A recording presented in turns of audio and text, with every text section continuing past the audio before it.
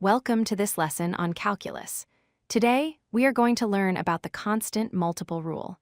This is a fundamental rule that helps us take derivatives when a function is multiplied by a number. By the end of this video, you will understand exactly how constants behave during differentiation. So, what exactly is this rule? Simply put, the derivative of a constant times a function is equal to that constant times the derivative of the function. Imagine the constant is just a passenger. It sits outside the differentiation process and waits to multiply the result at the end. Let's look at this visually.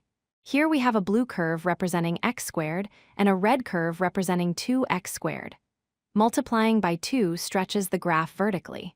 Because the graph is 2 times as tall, its steepness, or slope, is also 2 times as steep at every single point. Here is the step-by-step procedure. First, identify the constant number in your term.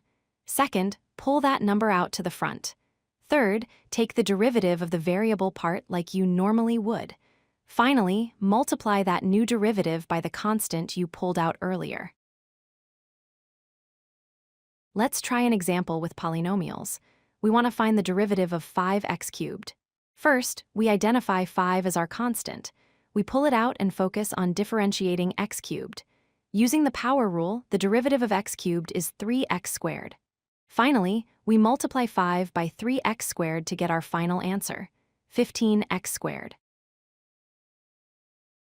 This rule works for trigonometry too. Suppose we have 4 times sine of x. The number 4 is our constant coefficient. We leave the 4 alone and take the derivative of sine of x, which is cosine of x. Multiplying them back together, we get 4 cosine of x. Here is another comparison. On the left, we have the line y equals x, which has a slope of 1. On the right, we have y equals 3x because we multiplied x by 3, the slope becomes 3 everywhere. The derivative simply scales up by the constant factor.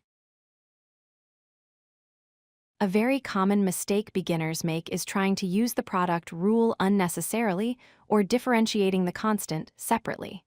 Remember, the derivative of a constant by itself is 0, but a constant attached to a function does not become 0.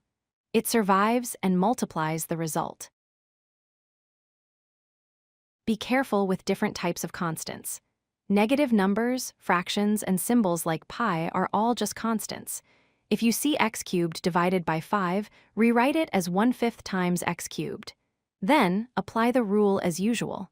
The logic remains exactly the same. To summarize, constants attached to functions simply multiply the derivative. You can always factor them out before starting your differentiation. This rule applies to every type of function you will encounter in calculus. Thanks for watching. If you like this video, hit that like button and don't forget to subscribe. Visit codelucky.com for more such useful content.